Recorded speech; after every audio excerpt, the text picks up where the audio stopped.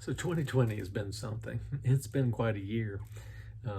It's been filled with a lot of disruption and disturbing things happening, a lot of shifts, a lot of changes. In some cases, it was very threatening, and in some ways, it was I wonder if some things that we experienced were toxic in 2020. But I love that the Lord's mercy is new every morning. It's new, it's not the same. And that's interesting to say the Lord's mercy is not the same every morning. It's new. There's something new about it. And I think we're going to experience newness in fresh and inviting, vigorous, resilient ways in 2021. And as I look back on 2020, I want to encourage you that every time you made it through one of these disturbing, toxic, distressing times that you might have gone through, every time you made it through and you chose the vigorous choice of love, like every time you did that, like you went beyond into that realm, the kingdom way and the kingdom realm. You went into the realm of love, and you chose to forgive when someone might have made some accusations of you. You chose to be quiet when you wanted to retaliate in some way. You chose to have that quiet confidence that we talked about early on in September when the Hebrew year started. The Hebrew year, we looked at the letter Pei as the letter for the number for 2020. And when we looked at that, if you remember, it was the year of the mouth, and we interpreted silence in the mouth because it's a silent letter. And so we thought silence in the mouth, and we thought quiet confidence is kind of what we interpreted from that and extrapolated out of it. But if you remember, also there's another form of drawing the Pei, and they would elongate it in the soffit form. And when you elongated it, it meant to go beyond. So an additional meaning of the new year would be a year to go beyond. I thought about how even before Jesus came, John the Baptist, he left the temple, which is the way they were doing sacrificial worship in that way. And Jesus said, I desire mercy and not sacrifice. It's interesting. And so what did John the Baptist do? He left the temple and went out into the wilderness to promote this new and living way that Christ was going to bring. And then we find Jesus not doing much different, because as soon as he began his ministry, he went out into the wilderness.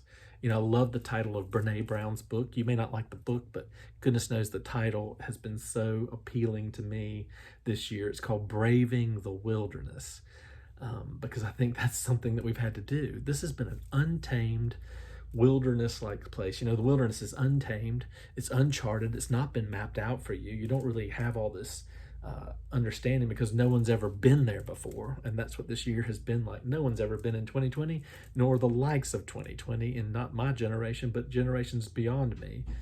This has been a very interesting, outside the norm year. And so it's untamed, it's uncharted, and it's you can't control the atmosphere around you in the wilderness, because the weather's bad. There's wild beasts and animals running around, and so that's what this year's been like. And so it has been a wilderness of sorts. But that's where things get started. That's where John the Baptist started paving the way for Christ, and that's where Christ began. And when he came out of the wilderness, the Holy Spirit rested on him so powerfully and never left. So I want us to be thinking about every time that we made it through, looking back at 2020, every time you had made the vigorous choice of choosing love, the resilient choice of choosing love, no matter what was thrown your way, whether it was a health concern, whether it was a relationship situation, whether it was a political agenda, whether it was somebody's theories that were brought to you that you might not have agreed with, every time on either side of this, of these things, every time you chose to stay in forgiveness and love, you went beyond. I really believe that according to the Hebraic calendar, it's a year to go beyond, and I'm going to attach it to the Gregorian calendar that starts on New Year's Day, that it's a year to go beyond.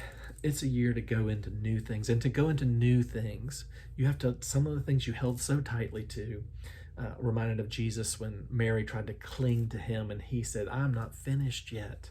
Like, you can't cling to me. that we can't cling to things about ourselves anymore that we used to cling to if we're going to go beyond. We can't expect to hold on to other people that maybe are in a different place you're in, a different level of growth that you're in. You can't hold on to them or try to draw them backwards into something you want to stay in. It's time to go beyond. Like, they need to go beyond, you need to go beyond, and we might be at different places and different times in our Christian walk, but it's a year to go beyond. And going beyond is always stepping into love, choosing the vigorous choice of love, regardless of the atmosphere, regardless of the way a person treats you or speaks to you. It's regardless of the circumstances that are about you. It's when you choose to go beyond, you're choosing to step into that loving, compassionate mercy that's new every morning. May it be new to you every morning of 2021.